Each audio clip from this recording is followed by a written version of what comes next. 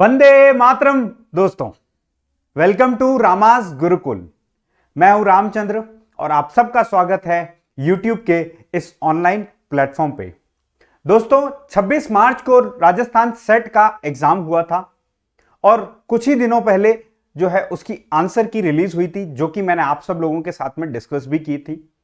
उसमें कई सारे ऐसे क्वेश्चंस थे जिसके अंदर में अभ्यर्थी परेशान हो रहे थे कि सर मेरा आंसर तो सही था और ये जो है यूनिवर्सिटी जीजीटीयू ने ये क्या ऑप्शन दे दिया आंसर में, ये तो गलत है सरासर। तो दोस्तों, कई लोगों के मेरे पास में बेसिकली स्टूडेंट्स के मैसेजेस आए कि सर आपत्ति किस तरीके से लगानी है, कैसे लगानी है, और जीजीटीयू भी कोई इंफॉर्मेशन दे नहीं रहा था। 2 दिन हो गए थे। हो सकता है 1 अप्रैल को जीजीटीयू ने ये नोटिस नहीं निकाला, बच्चे ये समझे कि कहीं जीजीटीयू अप्रैल फुल तो नहीं बना रही।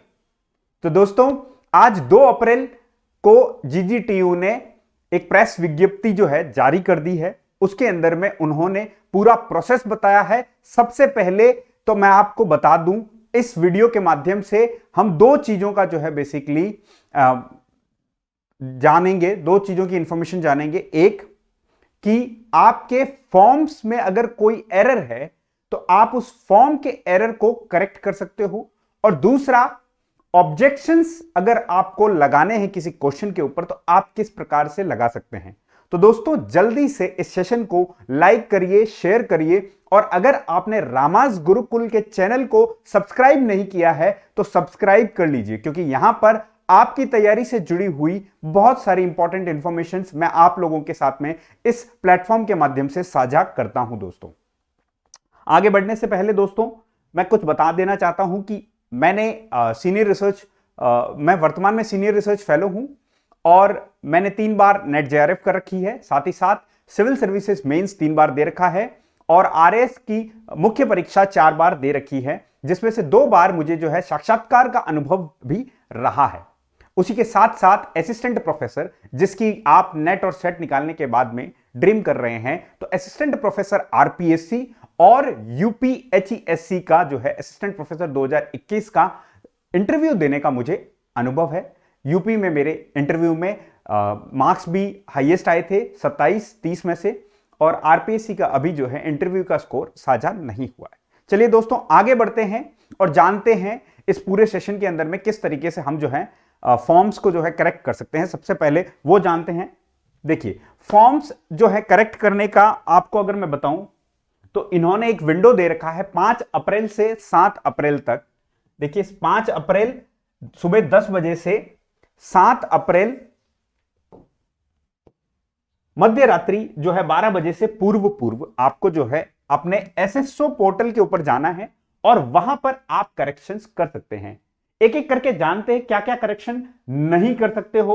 आप अपना नाम नहीं करेक्ट कर सकते हो, माता पिता का नाम करेक्ट नहीं कर सकते हो, शैक्षणिक योग्यता करेक्ट नहीं कर सकते हो, जो भरी है वही काम आएगी। जन्म तिथि में कोई बदलाव नहीं हो सकता है। लिंग आप अपना नहीं बदल सकते हो अब, और हालांकि मेरी ख्याल से बदलने की आवश्यकता भी नहीं होगी, ठीक है। और फोटो एवं हस्ताक्षर को भी आप संशोधित नहीं कर सकते हो। दोस्तों, तो क्या संशोधित कर सकते हैं हम संशोधित कर सकते हैं अपनी श्रेणी यानी कि कैटेगरी।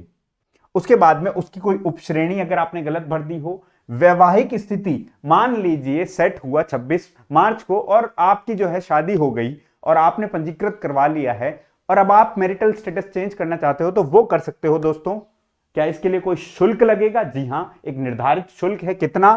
300 रुपए आपका जो है शुल्क है। उस भुगतान के बाद में आप इसमें जो है करेक्शंस कर सकते हो। एक बार क्विक रिकैप आप लोगों के लिए, फॉर्म करेक्शन की विंडो ओपन हो चुकी है। इंपॉर्टेंट डेट्स देखें। स्टार्ट डेट है 5 अप्रैल 10 बजे सुबह, यानी कि जो है आज से ठीक 3 दिन बाद में, और एंड डेट जो है आपकी 7 अप्रैल मध्य रात्रि। याद रखिएगा, बिफोर 12 मिडनाइट आप भर सकते हैं। साथ ही साथ कहां पर करना है? एसएसओ में रिक्रूटमेंट पोर्टल आपका जो है बेसिकली उसमें मिलेगा और वहां आपको यह करेक्शन करना है। करेक्शन क्या क्या कर सकते हैं मैंने आपको बताया। क्या नहीं कर सकते हैं? देखो, क्या नहीं कर सकते हैं, तो आप नाम करेक्ट नहीं कर सकते, ठीक है। उसके बाद पेरेंट्स का नाम यानी माता पिता का नाम करेक्ट नहीं कर सकते, एजुकेशनल क्वालिफिकेशन करेक्ट नहीं कर सकते, डेट ऑफ बर्थ करेक्ट नहीं कर सकते, सेक्स करेक्ट नहीं कर सकते हो, फोटो और सिग्नेचर करेक्ट नहीं कर सकते हो। तो क्या करेक्ट कर सकते हैं? देखो, कैटेगरी, सब कैटेगरी और मैरिटल स्टेटस और अन्य कोई ऐसी जानकारी है जो आपने गलत भर दी है उसको भी कर सकते हो। शुल्क कितना होगा? फीस होगी आपकी 300 रुपए करेक्शन पे ओवरऑल। और याद रखिएगा, उसके बाद में आपको कोई अपॉर्चुनिटी नहीं दी जाएगी आपके फॉर्म के अंदर में करेक्शन करने के लिए। तो मेक श्योर एक बार आप अपनी एप्लीकेशन फॉर्म से गो थ्रू हो जाइए, सो दैट अगर कोई मतलब ई मित्र के माध्यम से भी आप भरवाते हो, कई बार तो हो जाती हैं त्रुटियां, हो जाती हैं, तो त्रुटियां भरने का यह जो मतलब सही करने का यह एक अवसर आपको यूनिवर्सिटी ने दे दिया। इसके बाद आपको कोई करेक्शन विंडो नहीं मिलेगा, यह याद रखिएगा। उसके बाद आगे बढ़ते हैं। देखिए, ऑब्जेक्शंस किस तरीके से लगाए जा सकते हैं। विंडो सेम है, 5 अप्रैल से 7 अप्रैल वही समय है, ठीक है, यानी मध्य रात्रि जो है 12 बजे तक आप 7 अप्रैल तक लगा सकते हैं आपत्तियां, ठीक है। और आपत्तियां जो हैं आपको क्या करना पड़ेगा? बेसिकली स्टैंडर्ड सोर्सेस से लगानी पड़ेगी, ठीक है। आप इस वेबसाइट पे ggtu.in पर अपलोड जो है पत्र, मास्टर पेपर जो किया है ना, मास्टर पेपर के अकॉर्डिंग आपको मास्टर पेपर जो अपलोड किया गया है और जिसमें उसमें जो आंसर की बताई है उसी के अनुसार आपको क्वेश्चन नंबर वही नोट करना पड़ेगा, आपका दिया हुआ क्वेश्चन पेपर, और उसमें कोई क्वेश्चन अगर अलग है तो वो मत करिएगा, मास्टर की में जरूर देख लीजिएगा और उसके अकॉर्डिंग आपको जो है डालना है क्वेश्चन नंबर और आंसर। अब देखिए, इंपॉर्टेंट डेट फिर से मैं आपको रिकॉल करवाता हूं। ऑब्जेक्शंस के लिए जो इंपॉर्टेंट डेट है वो है 5 अप्रैल 10 AM, 7 अप्रैल बिफोर 12 मिडनाइट। और जो है आपको कहां करना है? अगेन एसएसओ में रिक्रूटमेंट पोर्टल में जाएंगे, वहां आपको ऑप्शंस मिल जाते हैं। बिल्कुल। अब आपको देखो कैसे ऑब्जेक्शन किस तरीके से लगाने हैं। क्या शुल्क है क्या कोई? जी हां, शुल्क है। पर ऑब्जेक्शन निर्धारित शुल्क जो है 200 है, ठीक है। वैसे तो अगर हम देखें बेसिकली बहुत सारी सिली मिस्टेक्स हैं। मेरा यह मानना है दोस्तों कि ऑब्जेक्शंस मांगने चाहिए बिल्कुल यूनिवर्सिटी को, लेकिन अगर यूनिवर्सिटी की गलती है, की के अंदर में कुछ त्रुटि यूनिवर्सिटी की तरफ से रही है, तो जब वो ऑब्जेक्शन का निस्तारण हो, ठीक है, तो अभ्यर्थी को 200 रुपए, अगर उसका ऑब्जेक्शन लगाया हुआ करेक्ट है और उसमें यूनिवर्सिटी कोई बदलाव करती है, उस केस में यूनिवर्सिटी को 200 रुपए रिफंड का प्रावधान भी होना चाहिए। नहीं तो बेसिकली क्या है, ये जो है एक बिजनेस बना चुकी हैं एग्जामिनेशन बॉडीज, जो बच्चों से जो है ऑब्जेक्शन के नाम पर लाखों रुपए जो है वो ऐंठती रहती हैं, ठीक है। ये गलत है। अभ्यर्थी के ऊपर इस तरीके का जो है बेसिकली आर्थिक भार नहीं होना चाहिए। तो मेरा ये सुझाव है यूनिवर्सिटी के कोई भी जो है बेसिकली, अगर हम देखें कि बड़े अधिकारी अगर इस वीडियो को देख रहे हैं, तो इस वीडियो के माध्यम से मैं उन्हें बोलना चाहता हूं और सभी को बोलना चाहता हूं कि बेसिकली आपको 200 रुपए ऑब्जेक्शन के लेने चाहिए। जहां अभ्यर्थी गलत ऑब्जेक्शन लगा रहा है उस जगह पर उसको रिफंड नहीं होना चाहिए, और जहां ऑब्जेक्शन सही है और बदलाव हुआ है उसके अंदर रिफंड होने का प्रावधान भी होना चाहिए, ठीक है दोस्तों।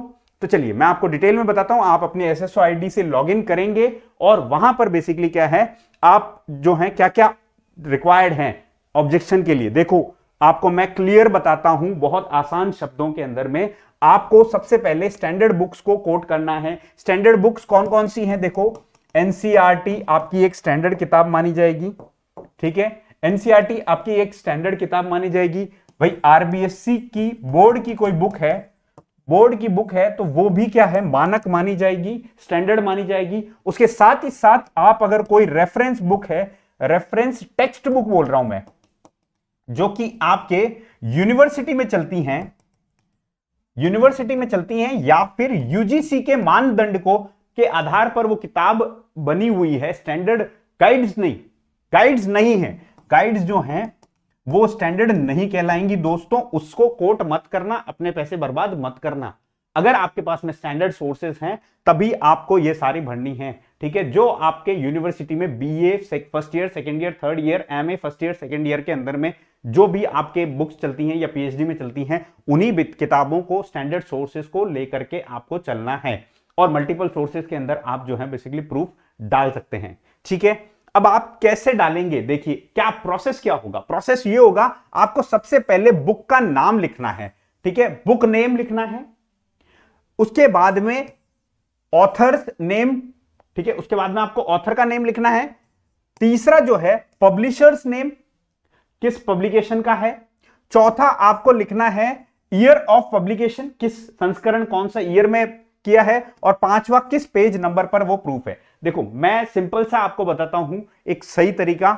सबसे पहले आप क्वेश्चन की फोटो खींचिए, उसके बाद में सेकंड फोटो आप खींचिए ये जीजीटीयू ने क्या आंसर की दी हुई है उसकी फोटो, यानी कि सबसे पहले आपका क्वेश्चन और उसका आंसर, या फिर आप सीधे ही उसकी आंसर की फोटो खींचिए जिसके अंदर उसने आंसर बताया है। उसके बाद आप अपनी आपत्ति लिखिए कि बेसिकली मुझे इस पर्टिकुलर प्रश्न में यह ऑप्शन गलत लगता है और इसका सही उत्तर यह होना चाहिए, जिसके लिए मैं रेफरेंसेस कोट कर रहा हूं। Following are my references, author का नाम लिखिए, बुक का नाम लिखिए, ठीक है, उसका पर्टिकुलरली पब्लिकेशन लिखिए। अच्छा बुक का नाम लिखे तो उसका फ्रंट पेज आप फोटो खींच करके डाल दीजिए अंदर पीडीएफ के अंदर ही।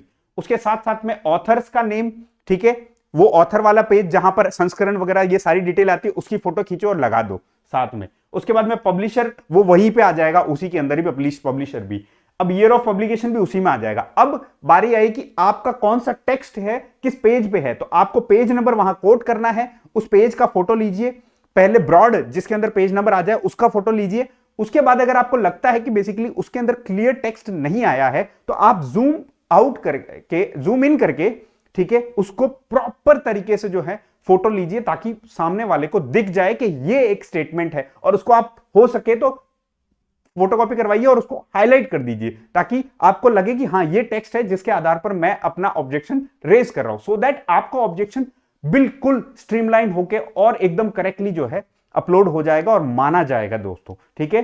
अब किस फॉर्मेट में आपको करना है, अगेन आपको पीडीएफ फॉर्मेट में करना है। तो यानी क्या मैं सारे एक क्वेश्चन, जितने सारे क्वेश्चन है एक साथ एक पीडीएफ में कर दूं, नहीं, अलग अलग जो है आपको पीडीएफ बना करके डालनी है क्वेश्चन वाइज, यानी पीडीएफ का नाम ही आप क्वेश्चन नंबर 10 करके लिख दीजिएगा मास्टर की के अनुसार। अब आपको पर क्वेश्चन कितने 200 जो है पे करना पड़ेगा पर क्वेश्चन, ठीक है। तो वाइजली आप अपने ऑब्जेक्शंस को लगाइएगा दोस्तों, ठीक है। और ज्योग्राफी वाले जितने भी मेरे स्टूडेंट्स हैं उन सब लोगों के लिए मेरा अपकमिंग इसके जस्ट बाद जो है एक और वीडियो आएगा दोस्तों, ठीक है। उस वीडियो को आप जरूर देखिएगा, वहां पर मैं आपको स्टैंडर्ड मानक सोर्सेस दूंगा, किन क्वेश्चंस को आप किस पर्टिकुलर सोर्स से ऑब्जेक्शन लगा सकते हो प्रॉपर तरीके से फॉर्मेट से, जैसा कि यहां पर बताया है उसी फॉर्मेट में आपको दूंगा पीडीएफ्स, ठीक है। तो बने रहिएगा आप रामास गुरुकुल के साथ में। अगर आपने अभी भी इसको सब्सक्राइब नहीं किया है तो सब्सक्राइब कर लीजिए दोस्तों, ठीक है। अगर लाइक नहीं किया है तो आप लाइक कर दीजिए, क्योंकि आपका एक लाइक जो है मेरा उत्साह वर्धन करता है। जिस प्रकार से मैं आपको जो है कुछ इंफॉर्मेशन देता हूं और कई बार वो इंफॉर्मेशन आपके लिए मोटिवेशन का काम करती है, उसी तरीके से आपका लाइक, आपका शेयर मेरे लिए मोटिवेशन का काम करता है दोस्तों, ठीक है। मैं आप लोगों के लिए इस तरीके के वीडियोस बनाकर के लाता रहूंगा, और आप मेरे टेलीग्राम चैनल के साथ में, यानी कि रामास गुरुकुल के टेलीग्राम चैनल में डिस्क्रिप्शन बॉक्स में लिंक दिया हुआ है, उसके साथ में आप जुड़ सकते हैं। आपको इस क्लास का पीडीएफ चाहिए तो वहां पर आपको वो मिल जाएगा, और आपको जो बेल आइकन का बटन दबा दीजिए ताकि टाइम टू टाइम नोटिफिकेशन मिलता रहे दोस्तों, ठीक है। तो आप सब लोगों के लिए, ज्योग्राफी वालों के लिए एक जल्द ही जो है वीडियो के साथ में मैं हाजिर होता हूं। तब तक के लिए वंदे मातरम दोस्तों, जय हिंद।